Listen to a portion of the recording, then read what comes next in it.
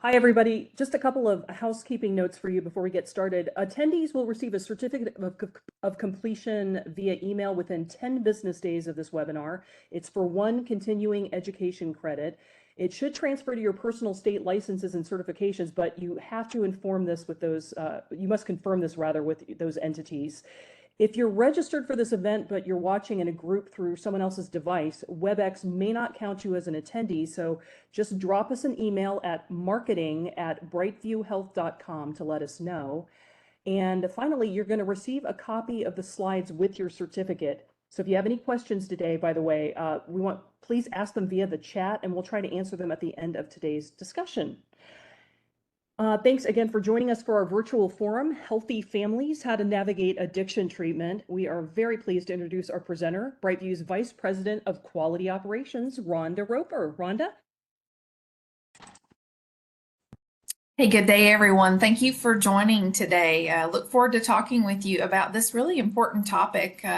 So a little bit of background about me. I am a licensed clinical social worker, and I'm coming to you today from Kentucky. I live in Lexington, Kentucky, and I get the opportunity to work with all of our programs here at BrightView. And one reason that this topic is so important is that I see it playing out each and every day in the lives of the individuals that we're treating. I'd also like to share my very first position as a clinical social worker was back in 2003, and I actually got the opportunity at that time to work with a residential program for women who were adults entering treatment for substance use disorder. And it was one of the best experiences that I ever had, and really helped shape my career and my interests from the standpoint that that experience really helped me to be able to see the needs for just family education, family support. And one of the interesting things I got the opportunity to be a part of with that program was not only working with the women who were there in treatment, but we also developed a family program. And so we did have supports for the children, the adolescents, and then extended members of the family as well. And I just learned so much. And I sit here today, here we are in 2025, and we'll say I clearly did not know everything that I was doing back then. Each day is a learning experience, but throughout my career, I've been able to just navigate and learn some things that are really important in this topic, and hope to share some of that with you today and some perspective. As I know, addiction certainly is a family condition. It sends a ripple through the family, and any support and education that we can provide is going to help not only that individual who's needing the support and treatment for their substance use disorder, but also all of those individuals in the family that are a part of that process as well. Next slide. So let's look at our agenda today. We're going to look at some of the roles of family in recovery. We'll dig into that, as well as looking at just some of the impacts on the family with regard to there being a member of the family with a substance use disorder. You may have heard about the term boundaries. Those are pretty important. And so we're going to look at some of those and think about realistic boundaries and some strategies to help there. We'll also just look at how to navigate through, the concept of having a recovering individual in the family, and then welcoming them into your home when they are in recovery. We'll also talk about relapse, supporting individuals in your family through that relapse process. Also, some strategies for therapy, some effective techniques and interventions. And then most importantly, not to forget the importance of taking care of those caregivers who are helping that individual navigate through their addiction. And probably the most exciting part today, for me at least, is to share some of the feedback from our patients. We have some feedback across several of our states, and just patients who are sharing with us today what has worked for them and a little bit about their journey. And then we'll close today with some questions and answers. So, a good place to start is just thinking about some of the statistics around addiction. And so, I think we all likely know someone either in our immediate family, our extended family, and if not in our family, a friend or a close loved one or someone in our lives who've been impacted by addiction. It certainly has become more and more common and certainly exacerbated by the opioid epidemic we've been continuing to live through over the past decade. So, looking at some recent statistics, most recent 2015 to 2019, to break it down a bit. So, when we just look at the number of children who were living with a parent who was using an illicit substance, 21 million children between 2015 and 2019. Digging in a bit further, we see that 2 million of those children lived with a parent who had an illicit substance use disorder. So they were diagnosed with a substance use disorder. And then 7.5 million living with a parent with an alcohol use disorder. So if we combine those two, that puts us at 9.5 million living with a parent with a substance use disorder of some kind. Which is just a remarkable number as we'll look at some of those details as we move a bit further. So as you can imagine, looking at this impact in families, we're also seeing more and more children starting to be removed from their homes just as a result of the substance use in their family. And we'll talk a little bit about the why around that and some of those factors in just a minute as well. Next slide. And here's some data for you in regards to that. So this map is going to be showing you just, there's some color coding here. So if you look at that key, that light blue color, 0 to 10%, and then you'll see when we get down to that purplish color there, that's going to be 60%. And so it's going to show us the national average for 39% there. And then looking at each state, you can see what their range was for the number of children being removed from their homes. And so just highlighting a few of the states I've seen in our chat today. So we've got Kentucky there with 31 to 40% of children, Tennessee also in that same range, looking at Ohio 21 to 30%, and then Virginia also falling into that same range with Kentucky and Tennessee there, over 31 to 40% of children being removed from their homes. And we can certainly say that any one of those children is one too many. I think we'd all agree there. Next slide. So family dynamics are really important to understand in regards to the idea of a substance use disorder being in the family or substance use or addiction occurring in the family. And so I mentioned to you initially that substance use typically will create a wave in the family. And so in that regard, that wave really looks like each member of the family can be impacted in the way that they respond. And so we do typically see some dynamics that can be pretty consistent in families when there is a loved one who's managing addiction. So obviously there we have someone in the family who's dealing with addiction, and then we see a few different roles that individuals typically can take on. So the role of the enabler or caregiver, sometimes that can be quite common to see. That individual in the family, they're usually engaging in behaviors that are just continuing to support that individual to continue to use. They may even smooth things over for the individual, essentially sort of hoping that the more they do that, the more likely it will be that that individual will get better and that substance use will go away. It can also be driven by just, embarrassment and shame, and then simply just not knowing how to respond. And so that instinct for enabling and caretaking certainly can take over. There also can be a scapegoat in the family. And so that response really looks like them, having chaos caused by the user. They may divert attention away from the individual in their family that's using by creating a chaos of their own, or they may have their own needs or difficulties that they're experiencing. We also often see a hero. So that individual will attempt to fix things, right? You might call them the fixer in your family. That person typically will try to compensate and just clean up sort of what's happening with that family member. And they're often the one that the family can rely on. Again, that term, the fixer, fits nicely with the hero. We often will see a mascot as well. So that individual will attempt to just make light of the situation, more or less just deflecting away from it, sort of acting like it may not be happening. They may often be the youngest child. That's a trend that we've seen for that mascot role.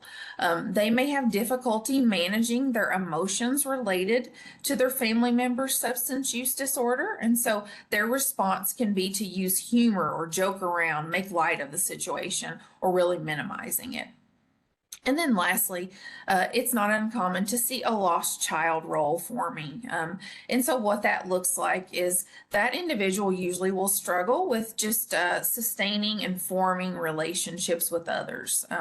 They may really more or less be shut down related to relationships, closed off.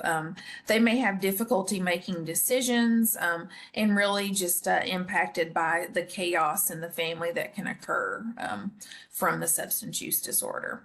So these are just some of the roles that we see in some of the dynamics. It doesn't mean that every single family has every single role here, but these can be some things that we see. And I also just want to say that it can be that a person's fulfilling more than one of these roles at once. It might be that they try being the fixer for a long time, and then they end up, moving into another response. Maybe it becomes enabling caregiving or scapegoating. And so important to look at these responses and family dynamics. Next slide.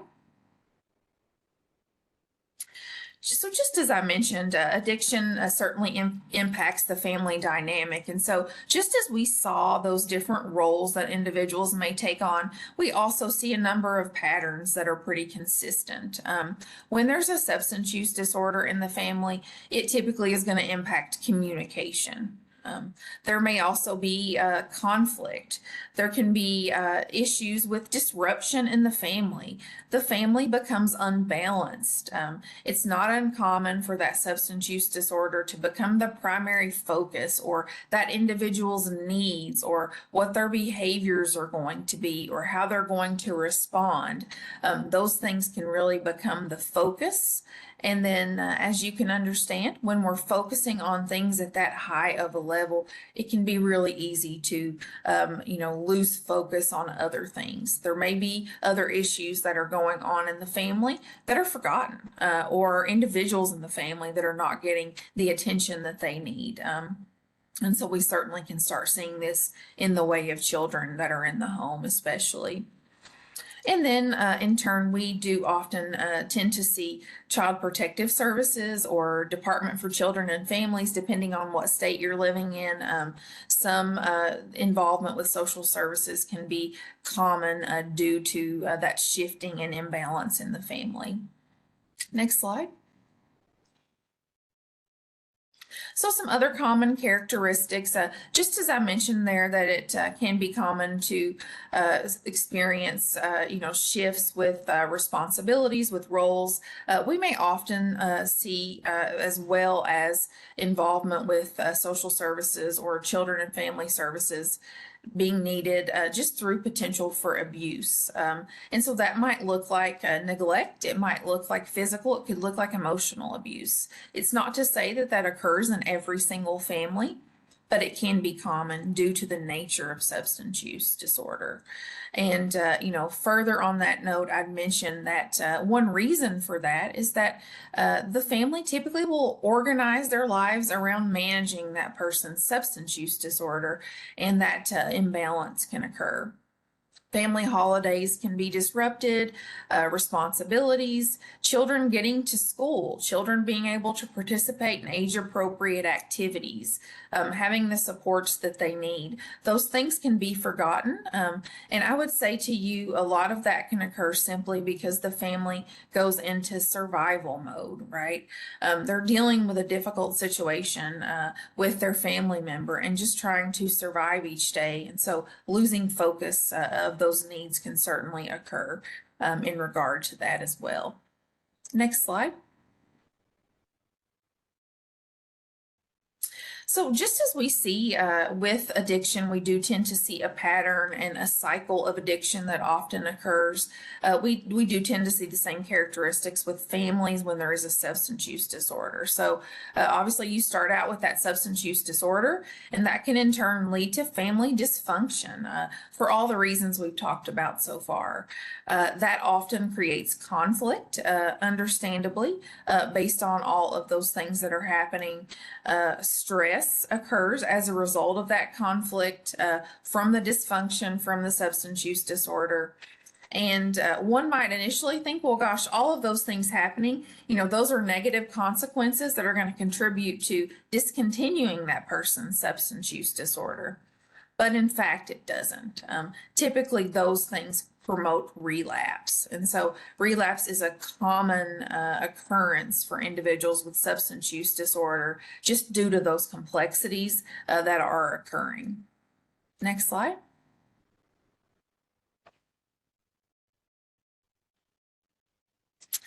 So as we are looking at, the impact of substance use disorder, the first thing I'll say is that seeking treatment is difficult for anyone with a substance use disorder. It's certainly the best thing that they can do, but there are often barriers to treatment, and essentially we see some differences in barriers depending on gender. So for individuals that are male, we typically will see for them, they normally will have a higher risk of early or late onset substance use. So more common to see that occurring earlier in life or later in life compared to women.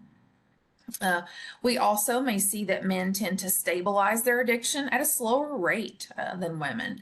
It may take them a bit longer and obviously moving at a different pace. We also do see a higher prevalence or incidence of substance use disorder in men compared to women. And then with women, we see additional complexities for entering treatment. So we do tend to see that women often experience a higher level of stigma. That's not to say that males don't as well, but there does tend to be more commonality of a higher stigma for women, just related to their responsibilities around childcare, pregnancy, parenting, their family responsibilities. And so certainly acknowledging that a person has a substance use disorder and then seeking treatment definitely is impacted, in that regard. We may also see women progress from initiating or starting substance use, dabbling or using, experimenting, to moving quicker towards a substance use disorder compared to men. So them developing more of an addiction faster, particularly from opioids, cannabis or marijuana, and alcohol. Those are more common to see that for women compared to men.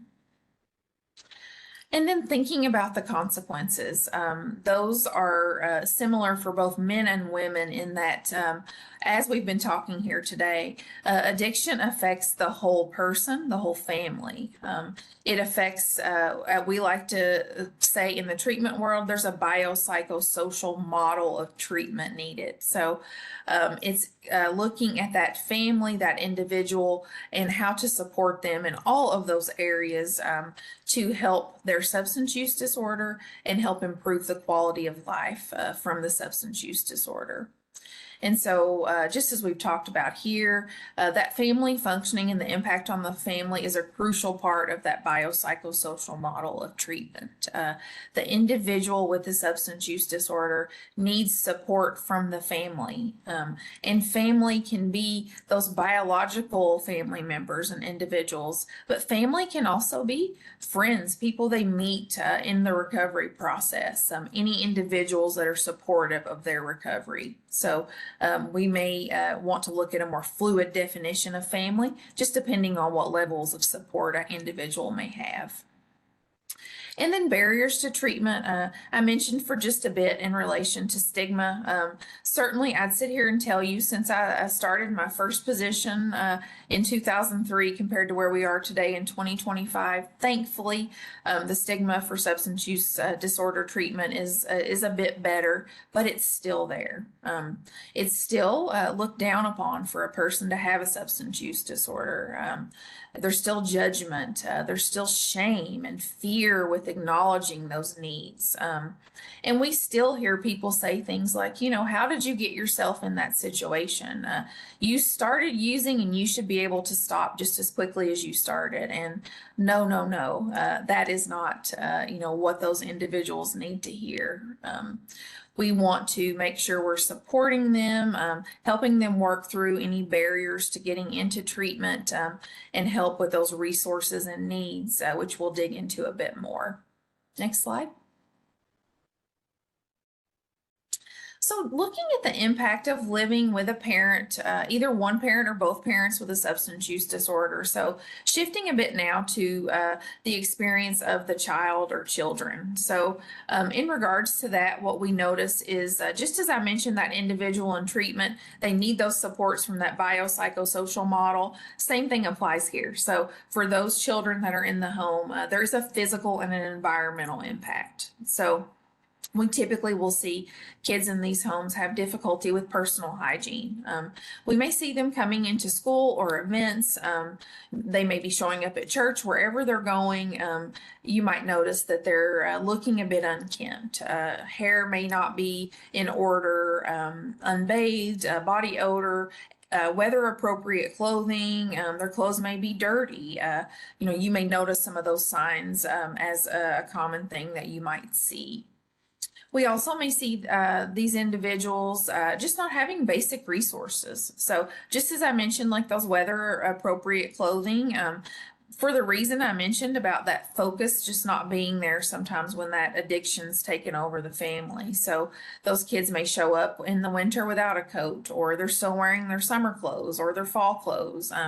No one has helped kind of get them into where they need to be with that. We may see them having a lack of proper nutrition, eating a lot of like quick snacks and junk food, or even not having adequate meals, being in unsafe situations, not having the monitoring or parental support that they need that's age appropriate. And then this probably one of the most common things that we see here, children who are really, acting in more of a parentified role. They may be taking on responsibilities in the home. You may see them caring for their younger siblings or babysitting for them, even when they're not age appropriate to do so, right? And again, I mentioned that, that survival, instinct. And so that's, certainly where some of that's coming in here. And so we do tend to see that a lot. And, as I sit here and say each of these things out loud, any one of these, right, is impactful for those children in the home. Next slide. So just as we talked about that physical impact, environmental impact, there's also a behavioral and an emotional impact as well. Those go hand in hand. And so seeing a decline in academic performance. The kids may not have the support they need for homework, for, the support for reading, help with the things that they need to for their curriculum at school. We know a lot of that carries over into the home. It all can't happen at the school. And so seeing that decline in academic performance. We may also notice some behaviors around them rebelling, disrespect for authority. Again, that might be coming from a place where they've not been able to establish that in the home. And so it's just not understood how that carries over, into the school or whatever other setting that they're in. We may see rebelling for attention. Often you'll see kids in these homes just seem off. There's just something that doesn't seem right. Something's off with their emotions. They may be experiencing mood swings. They may have difficulty showing remorse or empathy.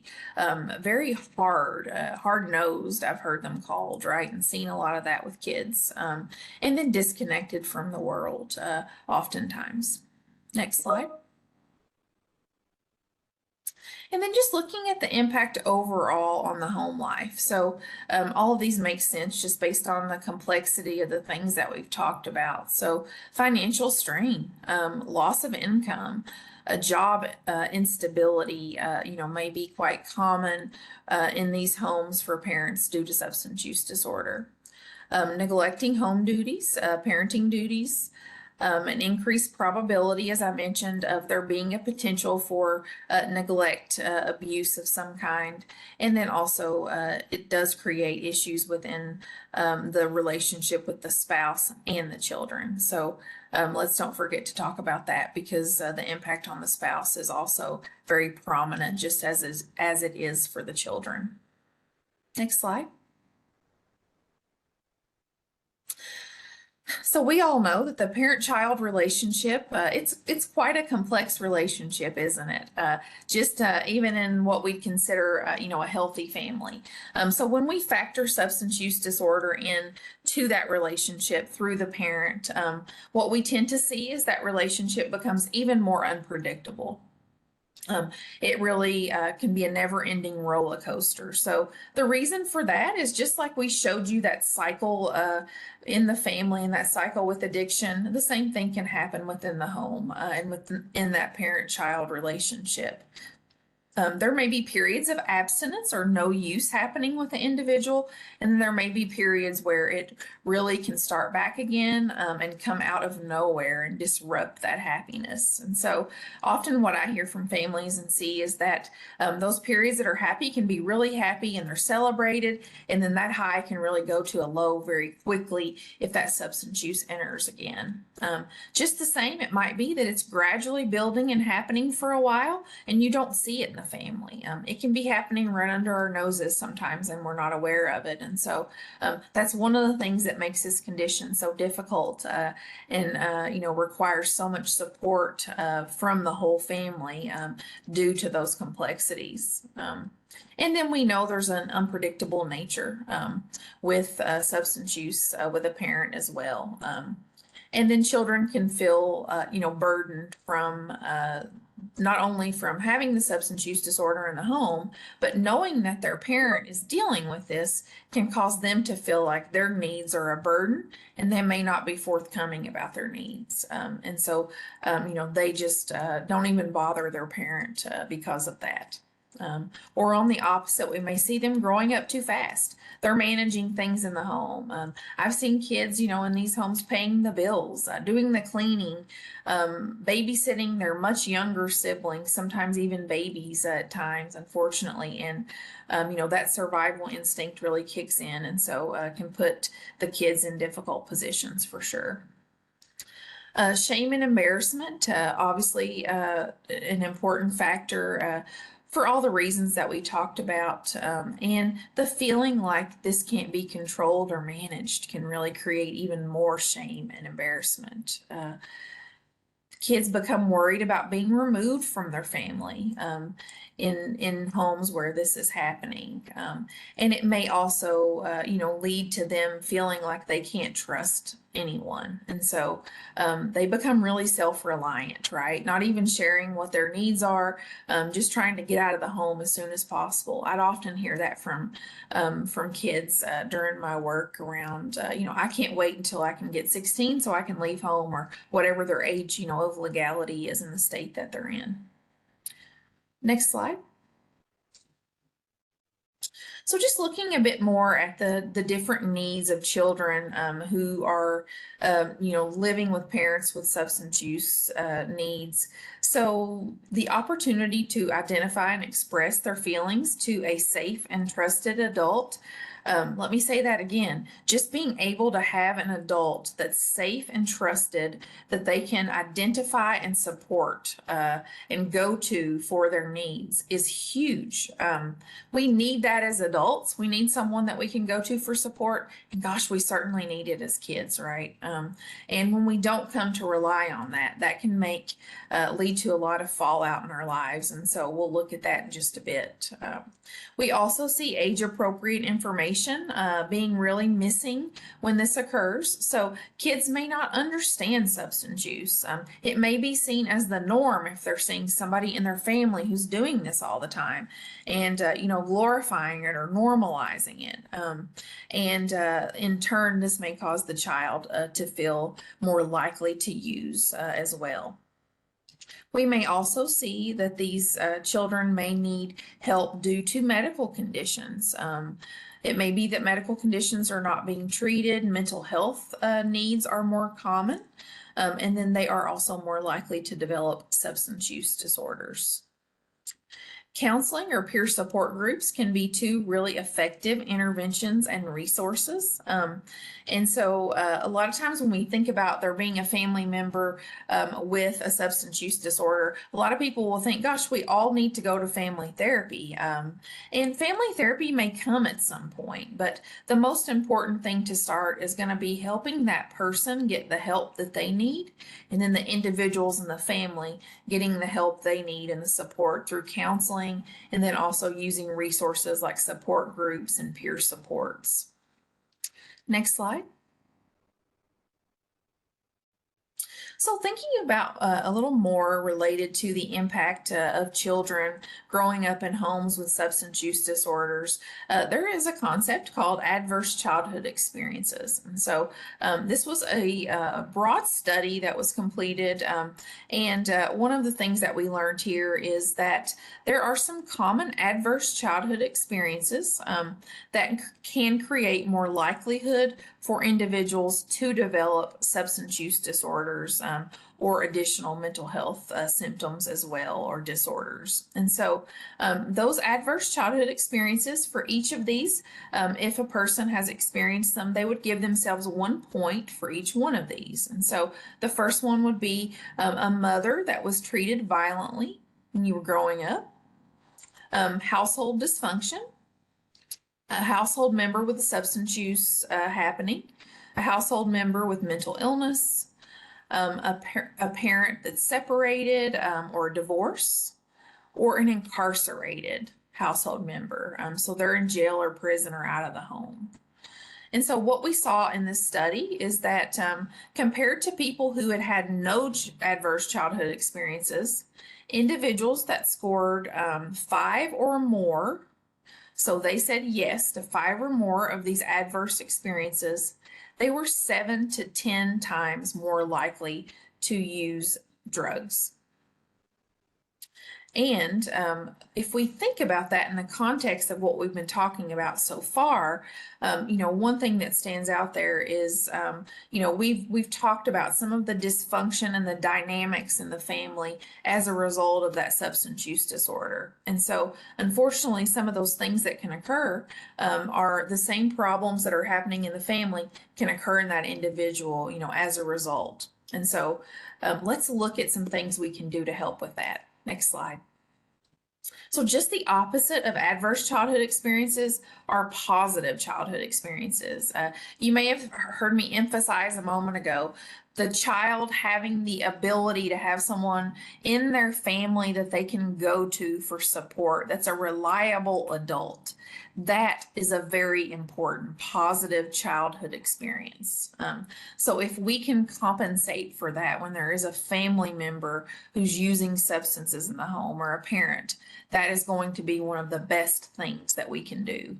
That's going to help the children be able to have more stability, develop healthy, nurturing relationships, and to be able to carry some of those things over into their environment.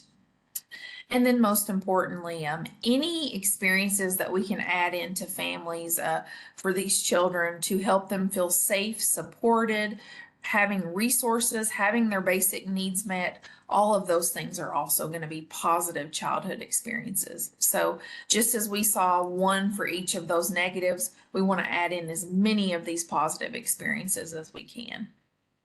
Next slide. So just a bit more here. Some of this we've already talked about, but we did look at just the parent and adult-child interaction. So when there is a parent who has an adult child who has a substance use disorder, we also tend to see some similar dynamics. So in that relationship, we often see that that relationship's really dominated by that adult child's destructive drug use. If you've ever had a child who has a substance use disorder, you may think about what it was like with them before their disorder and after they started using, because your interaction was probably likely very different, how you spent your time with them, and then obviously their behaviors and things were likely very different as well. We may see parents start to justify and explain their adult child's disruptive behavior. And so, again, just as we saw those different family dynamics, it can be just a defense mechanism for us to be able to try to explain away why our adult child, is doing the things that they're doing. It may also be that in these relationships, that adult child can blame the parent for their substance use disorder. I've heard adult children say to parents, if you hadn't done X, Y, Z, if this, then I wouldn't be using. And so, gosh, that can be difficult when we hear that. But that can be a common dynamic that we're seeing. And so I mentioned that to you today because one, I know that would be hard to hear for anyone here. And then two, not to validate that there might be some truth to that, but that could be a factor. It's not all of the cause of that individual's substance use disorder. We also may see that a sober adult child is the person that the parent likes to be around and makes an effort for, whereas the child who is using may be the one that's sort of neglected or forgotten, right? It may feel too difficult to engage with them. And then we may also see an adult child who is using become aggressive or self-destructive. There can certainly be added risk for these relationships, added danger as well. And so the single most important factor in improving the parent's situation with an adult child who has a substance use disorder is really to find a way to help them live sober. Even if living sober just lasts a few days or weeks or months, any of those days sober are going to help with that situation and then help that individual. Next slide. So if a recovery is agreed upon for the individual and the family with the substance use disorder, recovery and aftercare plans can be just some of the biggest resources and life-saving for these individuals. We highly encourage those. And then we also highly encourage you to ask your family member for ways that you can help be a part of their recovery plan or their aftercare plan once they're leaving treatment, or maybe they're in an inpatient center and then they leave to come home and stay with you. So I would say to you that their treatment doesn't stop there. Yes, they've left, but we should link them up with outpatient services, with resources, with supports in the community. Just as we have health conditions that require ongoing maintenance, so does substance use disorder treatment, especially when coming out of a higher level of care. Ask your family member to share their relapse prevention plan.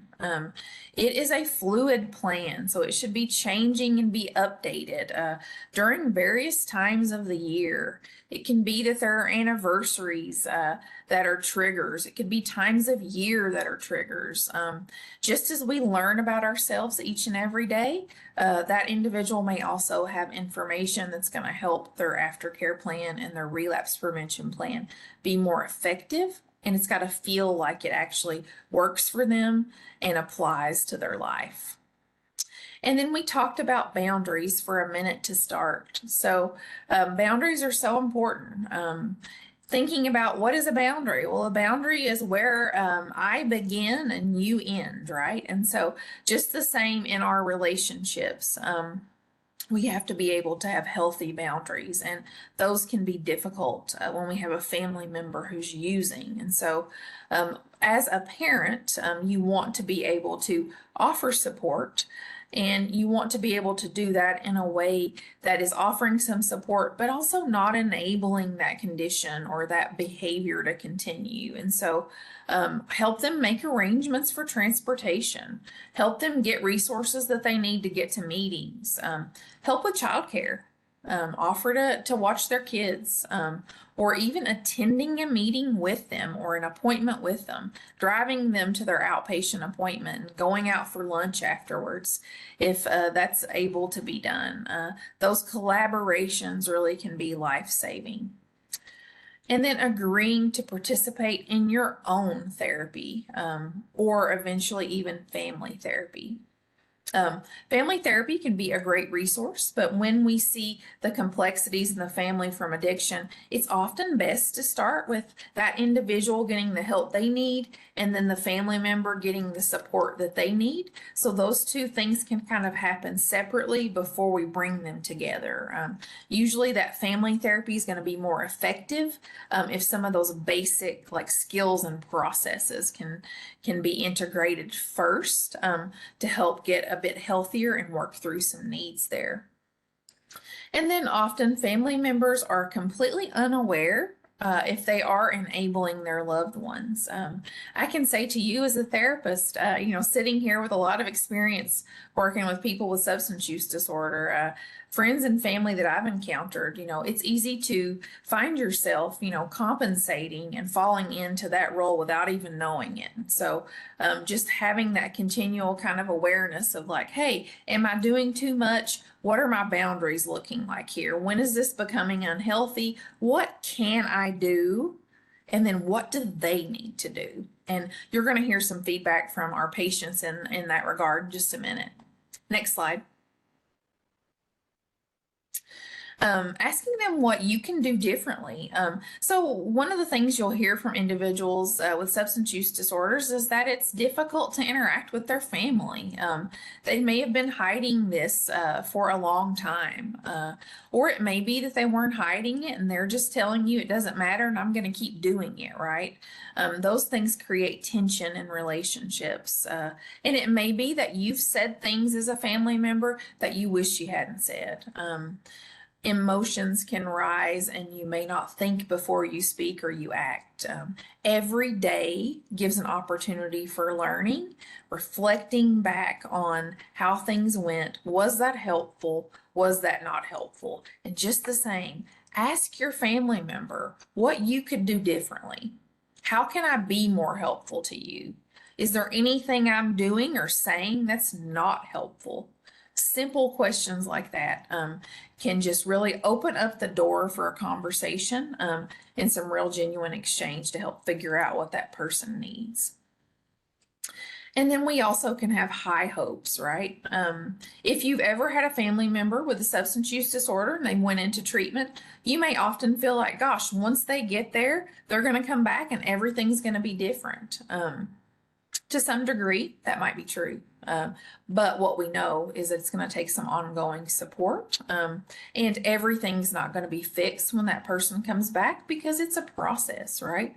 If just going in somewhere or coming over to BrightView a couple of times, fix everyone's problems, it will be great. But that's just unfortunately not what happens with treatment. It takes some time, it takes resources and support, and we want to make sure we do it consciously with effort to just make sure that it's a thorough plan for that individual and they have the resources and supports, that they need. So be realistic. Just as we looked at relapse, being a process or a part of recovery, that doesn't mean it has to happen, but there's more likelihood that it will than it won't. And so being realistic with your hopes and your expectations, so you just don't write off that family member if they slip up again after having, a period of success with their recovery. Some things you can do as a family member also, have Narcan available in your home. Narcan is available in pharmacies, and then at health departments. We give Narcan to all our patients here at BrightView. Have that in your home just as for safety, and know how to use it. Lock up medications, dispose of unused prescriptions and medications. I would say even if we don't have somebody in our family, these are safe practices that we can do. We don't need to have unused medications, and we want to make sure medications are in a safe place. So if there are kids in the home, and then just the same when we have a family member managing addiction, that's going to help be an extra support to them as well. Respect their privacy. Gosh, I've seen this a lot through the years. It may be that that person in your family has come to you confidentially and said that they're going into treatment, or they may be telling you that they're managing with an addiction. Don't talk to everybody about that. Don't gossip about it. Respect their privacy, and then expect their respect in return. Ask them when they're going to tell others about it, or if it's okay to share that information before just involving the whole family. Get their permission first. And then having a mental or an emotional crisis plan in place for yourself if there's a relapse. So we talked about high hopes, and so just the same, being realistic about the fact that things can take a turn sometimes, right? And so have a crisis plan in place. Remember those resources and supports that were helpful, and have those numbers and them available so you can reach out to those things again, or those people, for the support that you need. Next slide. And then let's look at just the impact on spouses. And so a substance use disorder in a relationship can create the same dynamics that we see in the family. In a marriage, it can contribute to resentment, cause conflict over finances, parental tasks due to those shifting, focuses and responsibilities, and the imbalance that can occur with substance use. The cost of drugs and substances, right, can cause that financial imbalance. Emotional detachment can occur. Often when individuals are using substances, right, it's a way of coping, and it kind of numbs the emotions. Or it may be the opposite. It may be that they're really high, or there's fluctuations, which can cause obviously a lot of detachment or issues as well. There could be likelihood for physical, emotional, or sexual abuse, just as we talked about with the family, simply from the standpoint that that person is under the influence of something. They're not thinking clearly. That drug or substance that they're using is coloring their perspective, their awareness, their abilities. And so they're making poor decisions or unsafe decisions oftentimes. And then we also can see an impact on custody, just as we talked about with Child Protective Services. It may be that in a marriage, it may be that there's one family member or one spouse who sees the children, and one has had their rights removed, or they have to have supervised visitation, or similar in a couple. In a couple, we may also see that there is a high risk for interpersonal violence, often referred to as domestic violence, intimate partner violence, mistreatment. Those things can be common with substances for that same reason. That person is under the influence, and that drug is causing their behaviors to come out in a different way. They're not making good decisions, and so we may see more likelihood for that interpersonal violence. So as healthcare providers, we want to make sure that we're screening for all forms of abuse. So we're checking in with our patients related to physical, emotional, sexual abuse. And then we also want to make sure that we're checking in, with any family members that are involved in their treatment as well, just because, again, that can be likely. And then in regards to alcohol and substance use, we typically see that those are the third most common reason for women to enter a divorce, and then the eighth most common for men.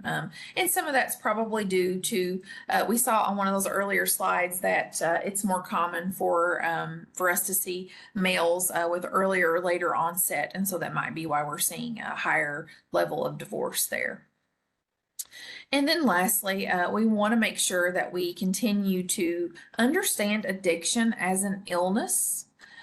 Just as we have other health conditions in our family members and our partners and whoever that individual is, addiction is no different.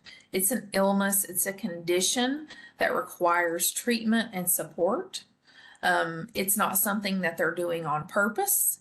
It's something that they're needing support and assistance with. And that is just important context to have because, gosh, all these things we're seeing here can feel really personal when they're happening in your family.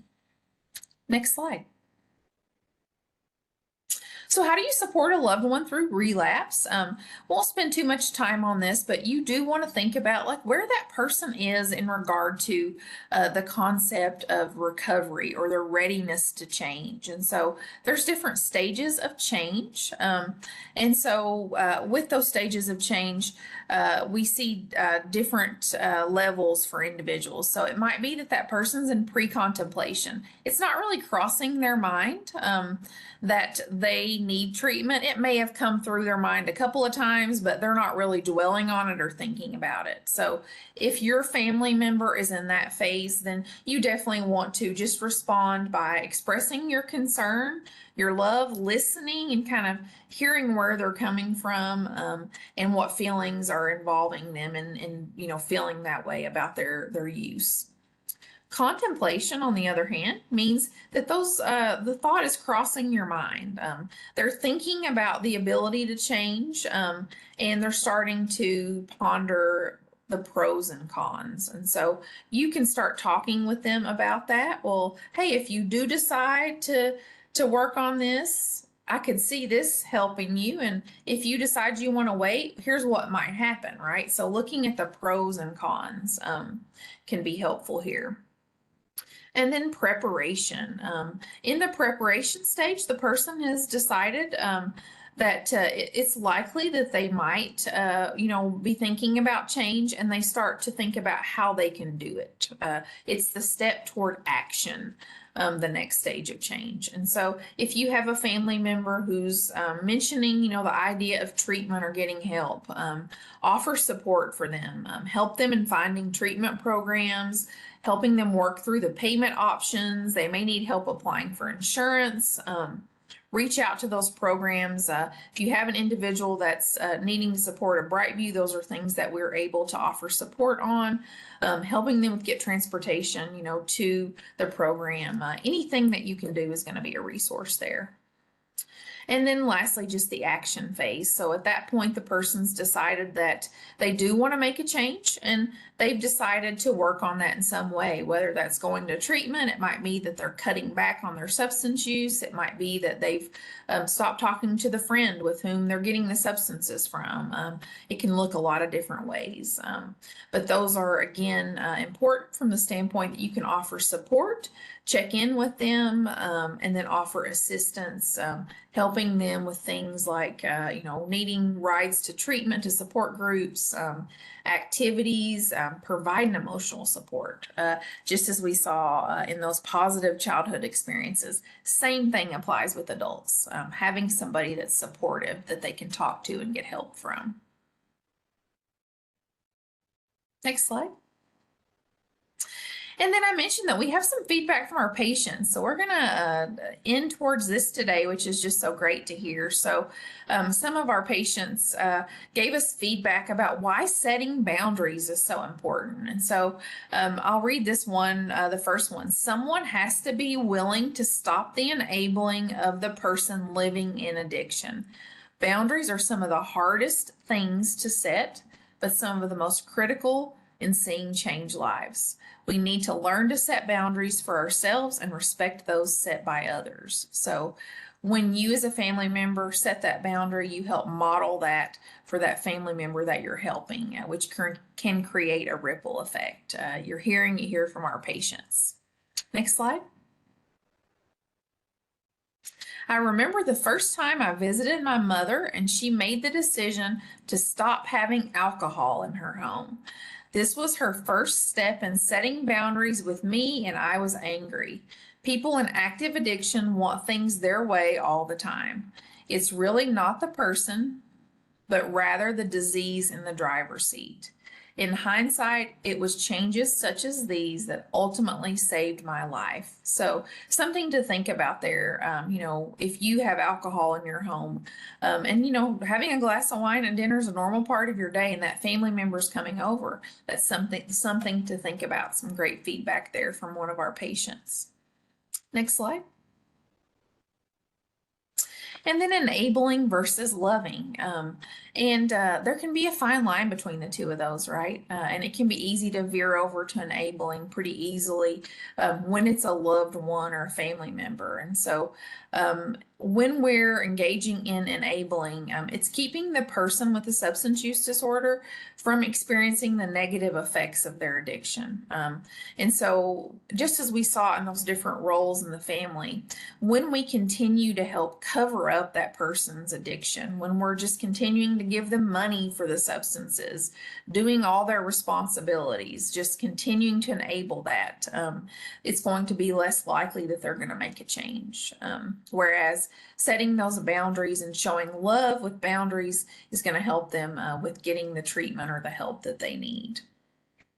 And then lastly here, just want to emphasize this. Do not shame or blame or lecture family members who are enabling substance use related behaviors. You often don't realize that you're even doing it. So never shame or blame. That doesn't work for anything. Shaming and blaming, no good, right? So let's help use education and awareness. So if you've identified, hey, like I'm noticing this in one of my family members now, talk with them about it. Share this information with them. Help them build some insight versus blaming them or shaming them for it. And then lastly, help them with some more adaptive ways to support their family member. They may not be thinking of these things. They may have a block around it, which often can occur, with the complexity of all the things we've talked about today. Next slide. So as a family member, what else you can do? We got some more feedback from our patients. And so one of the first things they tell us is that we need to educate ourselves. And so show that we care, and then setting boundaries. Boundaries really do save lives. And so you'll see some of the quotes there from our patients. But showing that you care, coming from a place of empathy and compassion instead of shaming and blaming. You'll see that from the second quote we have there, saying, I didn't want to feel judged or condemned because I had a substance use disorder. And so, again, coming from that place of support is so important. Next slide. And then lastly, as a treatment provider, I saw we have lots of treatment providers in this meeting today. So what can you do? And, certainly approaching from the angles we've talked about today is always helpful. But most importantly, treatment planning and referral are so crucial. And so helping get treatment for parents if they're in need, or the individuals that you're working with who have the substance use disorder, or helping safety plan for children, and then linking to recovery supports. All of those recovery supports there are very crucial. Next slide. And then if you are a caregiver for someone, want to end on this note and saying, take care of yourself.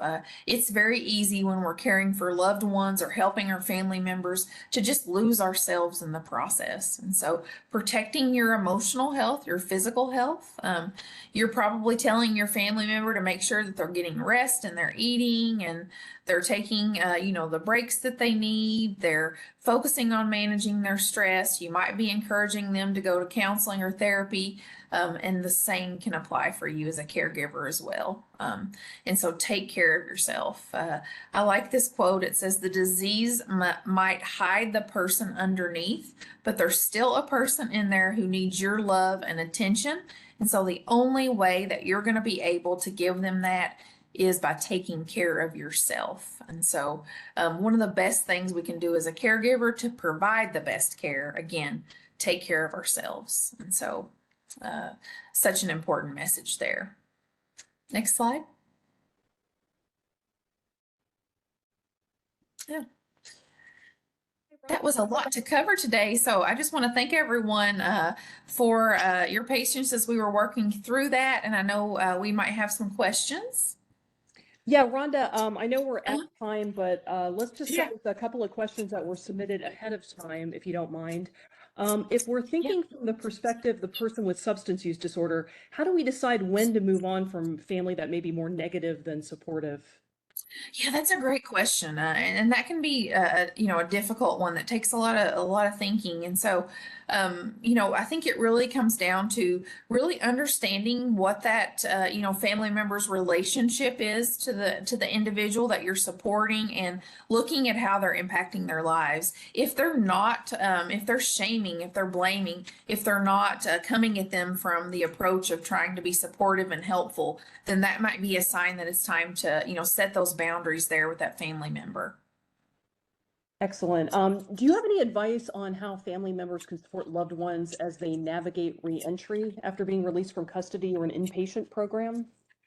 Yeah, we see this a lot, and this can be a place where there's definitely some gaps in knowing what to do. And so, if you have a family member or even patients that you're working with or individuals you're treating who are, coming out of a treatment center, maybe they've gone into a detox program, a sober living center, a hospital, any of those things, please know that just because they went there doesn't mean their support and their needs are going to end.